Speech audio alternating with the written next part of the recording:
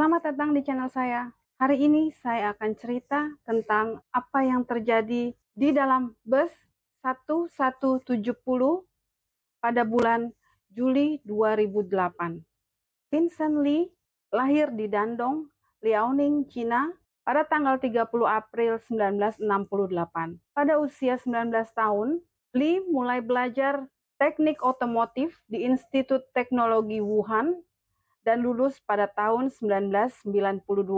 Pada bulan Juni 1985, dia menikah dengan Anna, seorang wanita yang bekerja di sebuah pabrik yang sama dengannya di Beijing. Menurut istri dan keluarga Li, dia tidak menunjukkan tanda-tanda penyakit mental, meskipun ayahnya tahu bahwa putranya keras kepala dan suka gelisah, dan memiliki kecenderungan tidak bisa diam atau selalu bergerak. Lee pindah ke Kanada pada tanggal 11 Juli 2001 dan dia menjadi warga negara Kanada pada tanggal 7 November 2006. Mulai musim gugur tahun 2004, Lee bekerja di Winnipeg sebagai pekerja kasar di gereja Grand Memorial selama 6 bulan untuk menghidupi istrinya. Di tempat kerja, Lee tidak menunjukkan tanda-tanda masalah kemarahan atau masalah lainnya.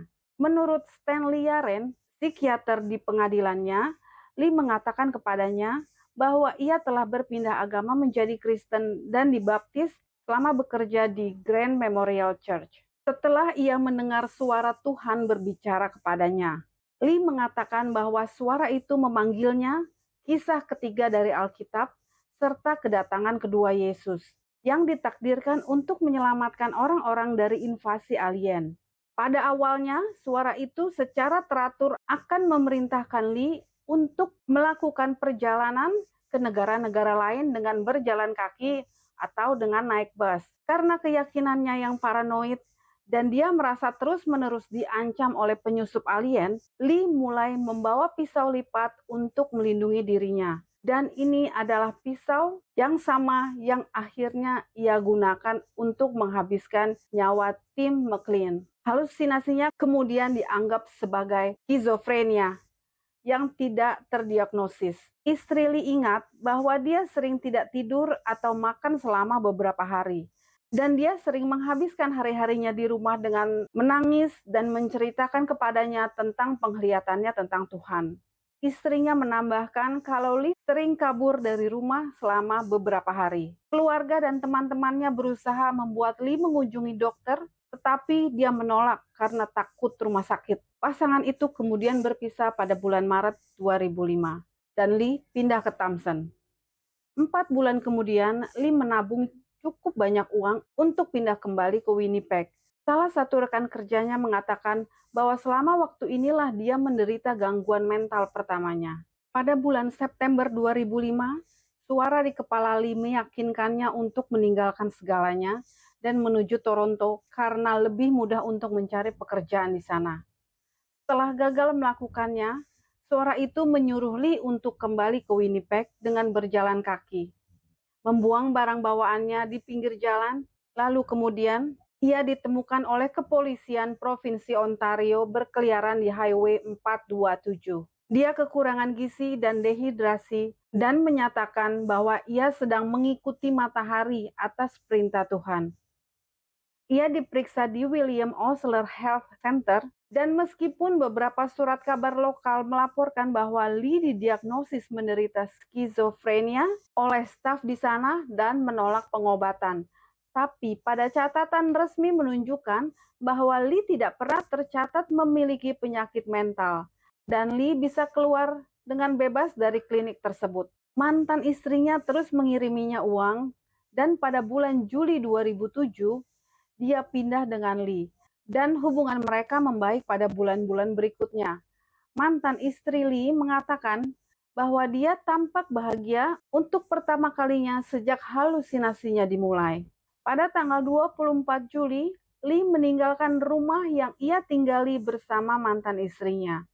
Meninggalkan catatan yang berbunyi, "Jangan cari aku harap kamu bahagia."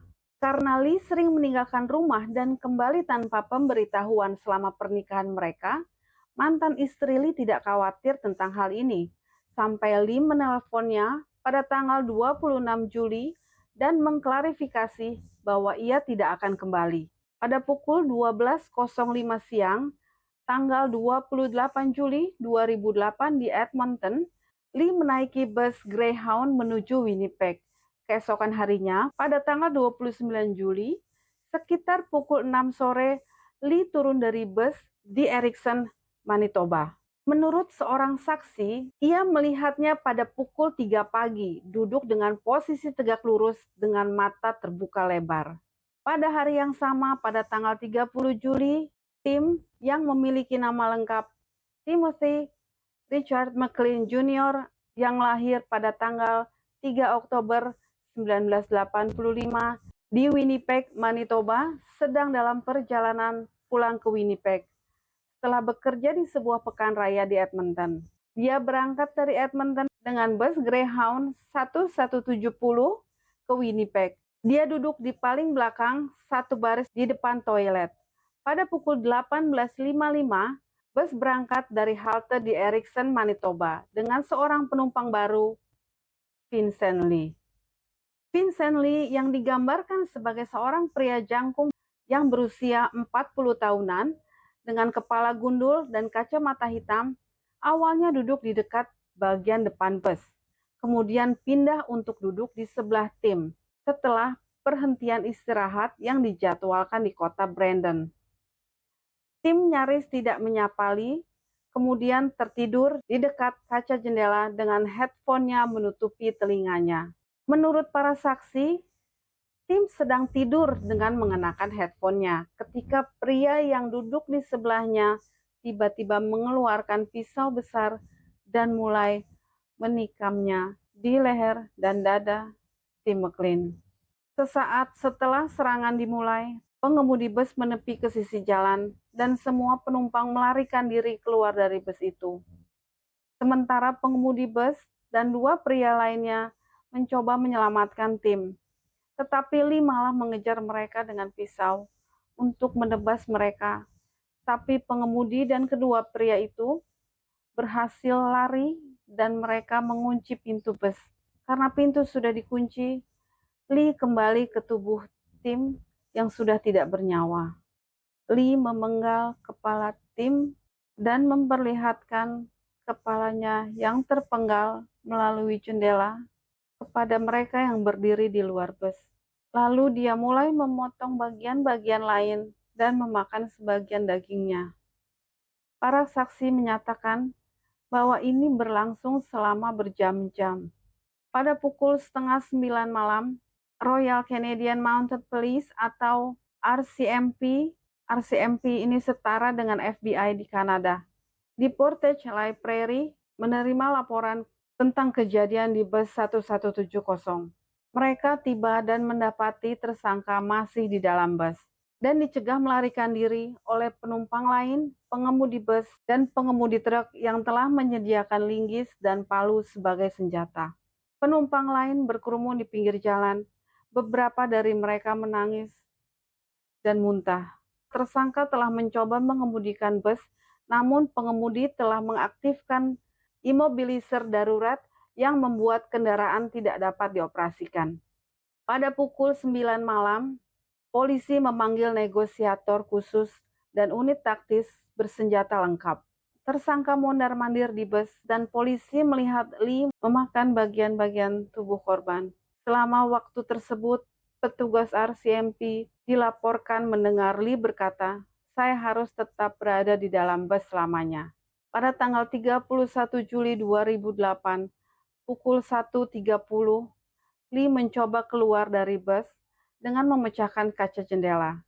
RCMP kemudian menangkapnya dan segera setelah itu dia ditembak 2 kali dengan taser, diborgol, dan dimasukkan ke bagian belakang mobil patroli polisi. Bagian tubuh korban yang ditempatkan di kantong plastik diambil dari bus, telinga, hidung, dan lidah korban ditemukan di saku celana Lee. Mata korban dan sebagian jantungnya tidak pernah ditemukan, dan meskipun Lee menyangkal dengan keras, diduga telah dimakan oleh Lee. Sementara itu, penumpang di bus 1170 dibawa dari tempat kejadian untuk diwawancarai di kantor polisi di kota Brandon. Seorang saksi mata mengatakan, penyerang tampak tidak menyadari keberadaan orang lain saat penusukan tadi. Dia menambahkan kalau dia terkesima oleh sikap tenang Lee. Tidak ada amarah atau apapun. Ia seperti robot menusuk orang itu. Vincent Lee datang di gedung pengadilan Portage la Prairie atas tuduhan pembunuhan tingkat 2. Satu-satunya kata yang dilaporkan diucapkan Lee adalah, "Tolong bunuh aku." Pengadilan Vincent Lee dimulai pada tanggal 3 Maret 2009 dengan Lee mengaku tidak bertanggung jawab secara pidana karena gangguan mental. Stanley Yeren mengatakan bahwa skizofrenia pasiennya membuatnya tidak bersalah karena ia memiliki keyakinan bahwa Tim McLean adalah kekuatan jahat dan menimbulkan ancaman langsung bagi dirinya sendiri dan orang lain. Dalam pikiran Lee, Tim sebenarnya adalah iblis yang menyamar jadi alien dan alien yang perlu dihancurkan. Lee juga merasa tertekan untuk melakukan serangan itu oleh suara-suara yang ia yakini berasal dari Tuhan, yang menyuruhnya untuk membunuh Tim McLean yang duduk di sampingnya atau ia sendiri yang akan dibunuh. Pada tanggal 5 Maret 2009, Vincent Lee yang berusia 40 tahun dinyatakan tidak bertanggung jawab secara pidana atas pembunuhan tersebut. Setelah ditetapkan bahwa ia menderita skizofrenia dan dijebloskan ke fasilitas kesehatan mental dengan tingkat keamanan yang sangat tinggi di Selkirk, Manitoba, tempat ia ditahan hingga dibebaskan pada tanggal 8 Mei 2015. Sampai sini cerita saya hari ini. Terima kasih sudah nonton video saya sampai habis. Kalau kalian suka video ini, kalian bisa tekan like. Dan kalau kalian mau nonton video saya selanjutnya, kalian bisa tekan subscribe dan nyalakan loncengnya. Bye.